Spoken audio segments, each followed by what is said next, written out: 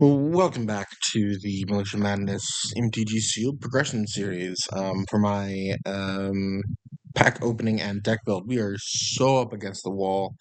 But this is the set review. Haven't filmed that yet, but we will before this video goes up, and you'll have already seen it before this video goes up. So let's see what's in our packs. Necropotence is like the best black card you can open, and actually Altar of Bone is like a creature tutor, which is pretty good. Uh,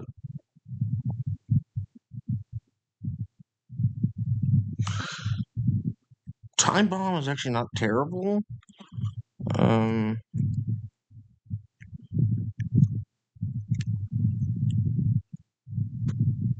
and then Widigo 6. Okay, put a plus one counter on it. If it is blocked or become blocked, otherwise remove one. Okay. Yeah, not terrible cards.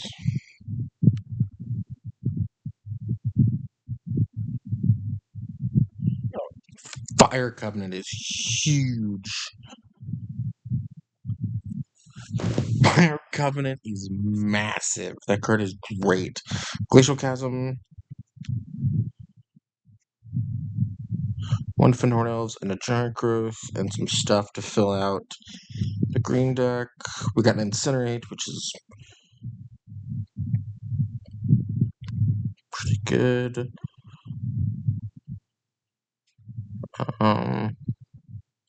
Yeah, Fire Covenant Necropotence. As much crap as we've been given to Morgan about playing something other than black red, we might pivot back into black red. Although our blue is still quite good. Double Word of Undoing, Counterspell, Ray of Command,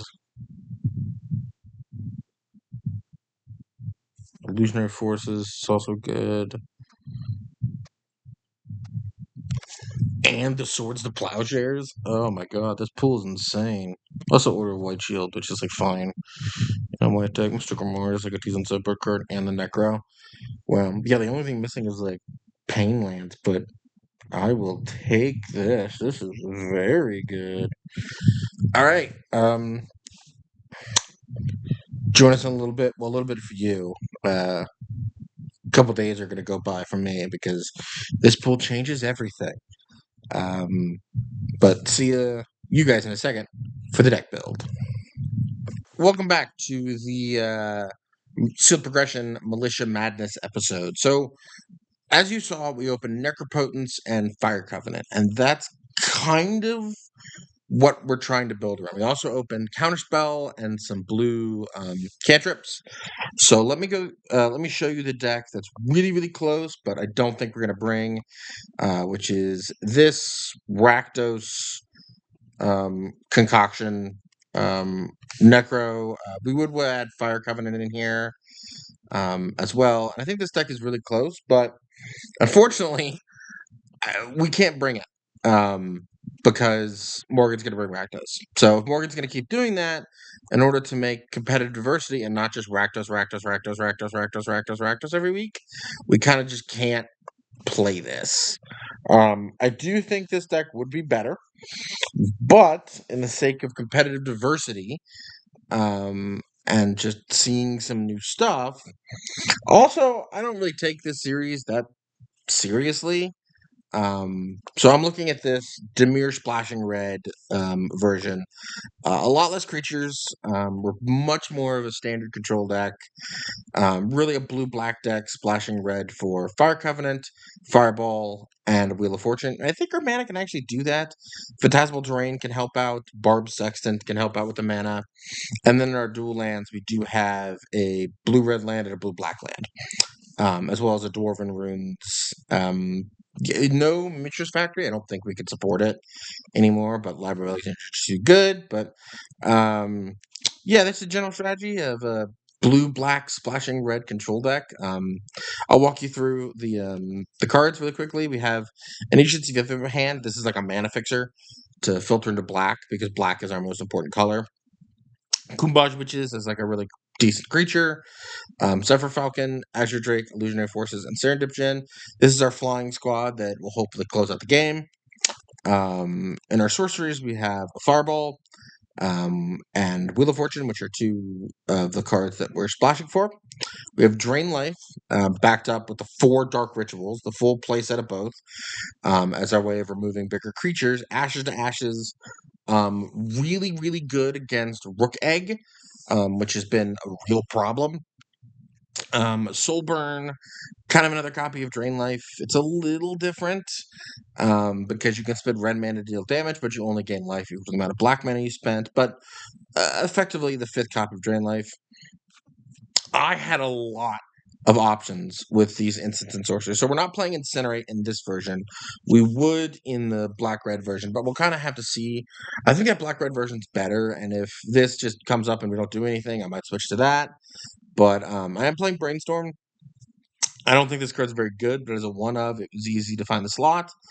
Again, the 4 Dark Rituals, very, very good. And really quickly, why I don't think Dark Brainstorm is nearly as good as is in other formats is you need shuffle effects, and we just don't have them. The one main deck Force Spike to help our counter spell package, which is Force Spike and Counterspell, as well as Remove Soul. These 3 cards in the main deck.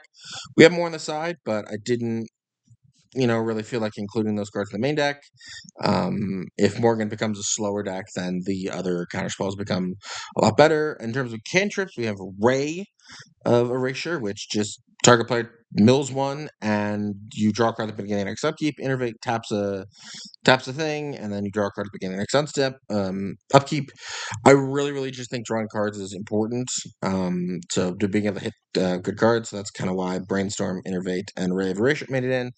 Unsummon, Word of Undoing, and Boomerangs made it back just because they're really, really good against the Dark Ritual guy type thing. We can really set them back and then counter them back on the way back down.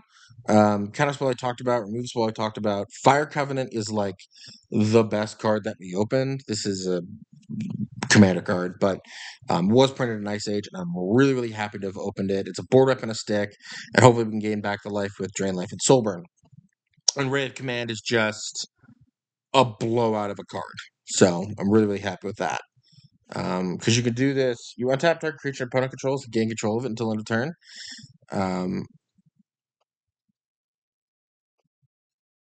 So you can do this during combat. Instant speed active treasons are nuts. This card is very, very good.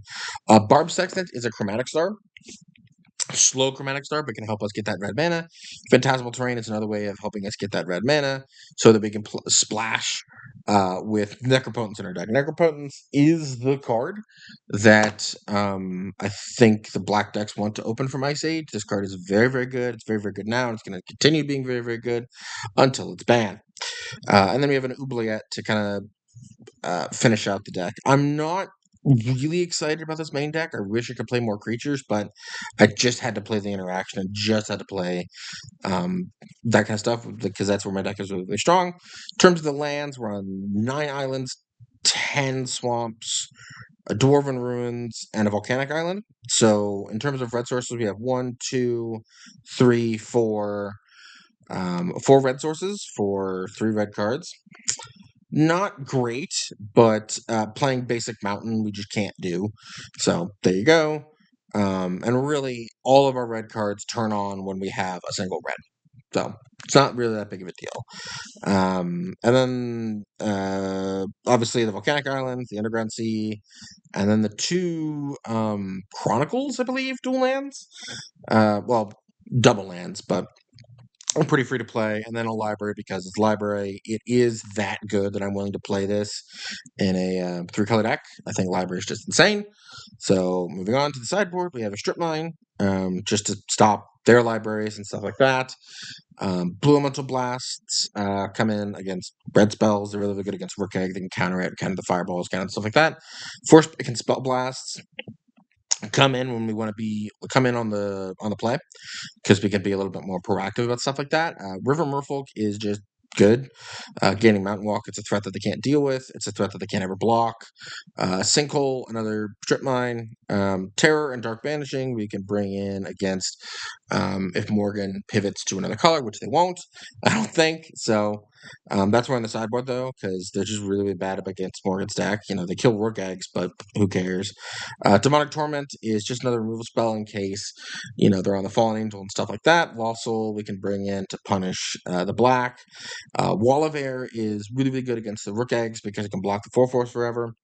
And then we have Pyrotechnics, sideboarded just because if Morgan's on a bunch of little creatures, then it gets a lot better. Where Morgan is pivoted to a more like Fallen Angel Rook Egg type thing, and it's just less good. But yeah, this is the deck I'm going to bring. I don't think I'm going to win this week, but hopefully I'm going to have a lot of fun. And I think that's more important in this series. But yeah. Going forward, I think I might pivot back to Rakdos, but I really don't want to. But future sets do have more better ability to help out with other colors and stuff like that. Like I did open the Swords of Plowshare, so I'm looking for any excuse to play a white deck, but my white deck's just not quite there yet. I think I need a little bit more curve plays. But yeah, this is the deck, and we'll see you on Friday.